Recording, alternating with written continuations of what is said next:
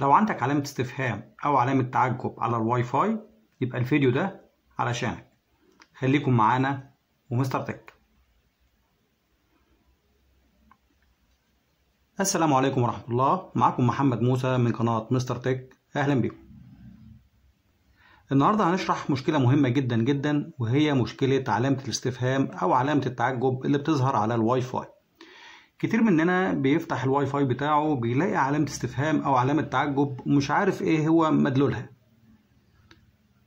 هو طبعا كده أكيد في عنده مشكلة في الإنترنت، لكن المشكلة جاية منين؟ هو ده موضوع حلقتنا النهاردة.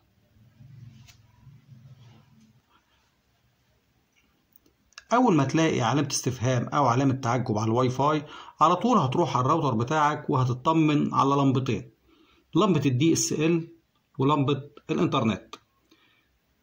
في الحالة دي يا جماعة هتلاقي إما لمبة الإنترنت مطفية ولمبة الDSL منورة، أو اللمبتين مطفيين زي ما هو ظاهر النهاردة. طيب مشكلة زي ديت نحلها إزاي يا جماعة؟ كتير منا بيسمع كلمة التوصيل مباشر، ماهوش عارف يعني إيه نوصل على المباشر. في عند حضرتك السبليتر، كتير منا طبعا بيستخدمه علشان يوصل التليفون والراوتر مع بعض في وقت واحد.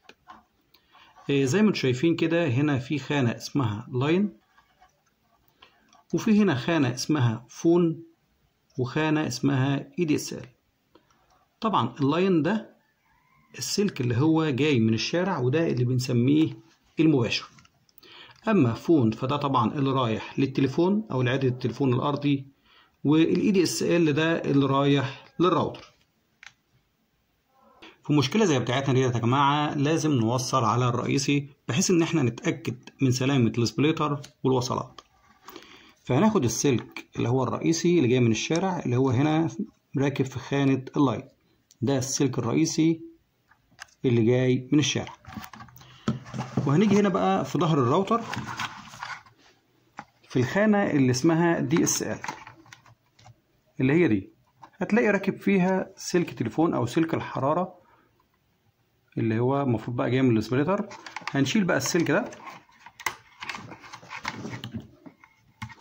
وهنوصل فيه السلك الرئيسي، يعني هنشيل السلك اللي هو جاي من السبليتر وهنوصل السلك الرئيسي اللي جاي من الشارع على طول. وطبعا عينك هنا على اللمبات، لو اللمبات نورت معاك يبقى بعد كده لازم تبص على السبليتر والوصلات بتاعتك. هنستنى كده لحد ما نشوف لمبة الDSL هتنور معانا وتثبت ولا لا.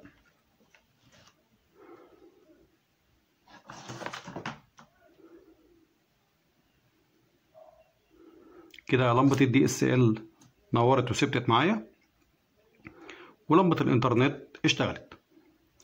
كده يبقى الخدمة اشتغلت معاك إن شاء الله. طيب كده المشكلة فين؟ أنا طبعا محتاج إن أنا أوصل عدة التليفون بتاعتي مرة تانية، وطبعا لازم هحتاج للسبليتر بتاعي. هنيجي هنا بقى يا جماعة على السبليتر، هنلاقي اللي هنا فيه كابل طالع من الDSL، وده الكابل اللي هو كان المفروض رايح للراوتر.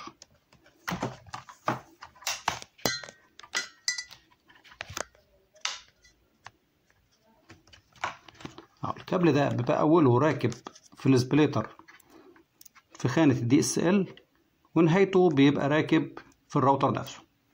طيب في الحالة ديت يا جماعة احنا لازم أول حاجة نعملها نجرب بكابل تاني غير الكابل ده. فهنفصل الكابل ده وهنجيب كابل تاني غيره ونجرب بيه. طبعا في حالة العطل ده لازم يكون معاك كابل EDSL جديد، يعني كابل حرارة جديد زي ده كده، بيكون عبارة عن كابل حرارة متقرج من الجهتين. وممكن كمان تجرب بكابل التليفون، يعني الكابل اللي خارج من خانة الفون ممكن ده تستخدمه بتوصيله للراوتر، يعني هتشيله من خانة الفون وتركبه في خانة الDSL، وتشيله من التليفون وتركبه في الراوتر. ده لو ما عندكش يعني كابل إضافي تجرب بيه. هنجيب بقى الكابل الجديد بتاعنا وهنوصل واحد في الDSL زي ما انتم شايفين كده، والطرف التاني هنوصله في الراوتر. هنشيل بقى الكابل الرئيسي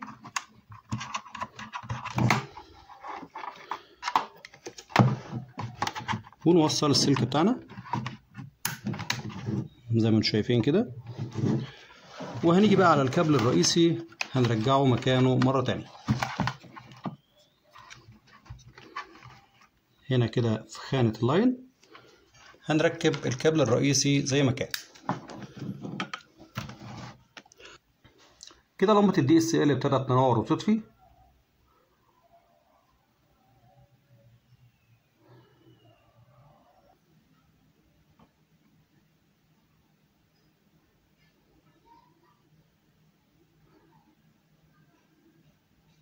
كده الدي اس ال ثبتت ولمبة الانترنت نورت.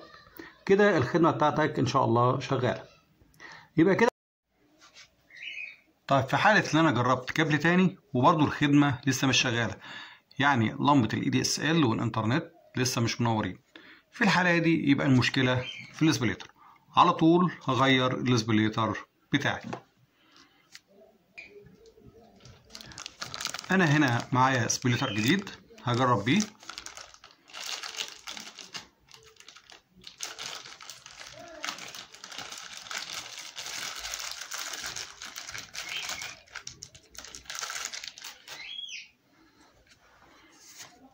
ده كده اسبليتر جديد. هنا على فكرة يا جماعة شكل الاسبليتر مختلف. فمثلا هنا كان مكتوب في الاسبليتر التاني اسامي الخانات عليه، يعني مثلا مكتوب هنا لاين واي دي اس ال وفون. هنا بقى راسم عليه كمبيوتر وسماعة تليفون. اللي مرسوم عليه كمبيوتر ده دي خانة المودم او الدي اس ال، اما اللي مرسوم عليها سماعة التليفون فديت خانة الفون، واللي هي مش مرسوم عليها حاجة خالص ديت فدي خانة اللاين.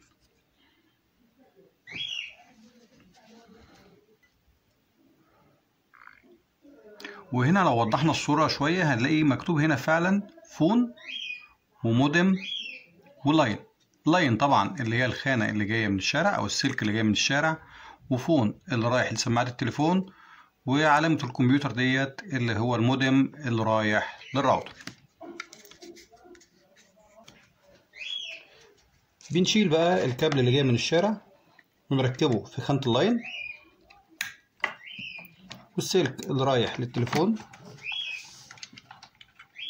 وهنركبه في خانة الفون، والسلك اللي رايح للراوتر ونركبه في خانة المودم او اللي مرسوم عليها الكمبيوتر بالشكل ده، ونشوف الخدمة بتاعتنا هتشتغل ولا لا.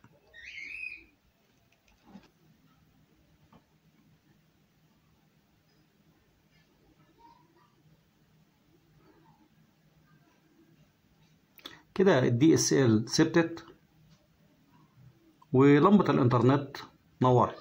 كده الخدمة بتاعتك ان شاء الله شغالة. يبقى كده المشكلة يا جماعة كانت في الاسبليتر بتاعي.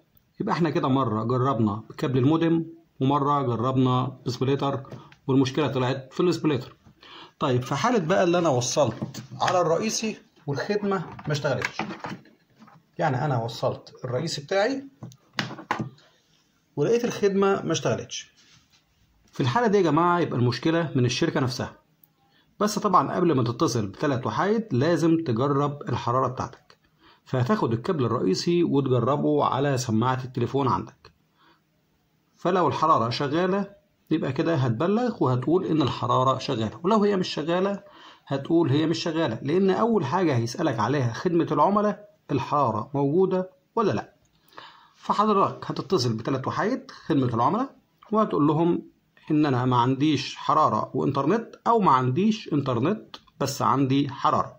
طبعا بعد ما تتأكد من كل الحاجات اللي احنا عملناها هتقول لهم لمبة الدي اس ال والانترنت مطفيين، وطبعا هتقول لهم اذا كان في حرارة او لا. طبعا يا جماعة عطل زي ده بيتحل في خلال 24 ساعة. بيجي لك الفني بتاع السنترال وبيحل لك المشكلة إما من البوكس أو من السلك بتاعك أو بتكون في السنترال نفسه. وبكده نكون وصلنا لنهاية حلقتنا. طبعا لو عجب حضرتك الحلقة متنساش تضغط لايك، ولو لسه مشتركتش في الصفحة اشترك وفعل زر الجرس علشان يوصلك كل ما هو جديد من قناة مستر تك.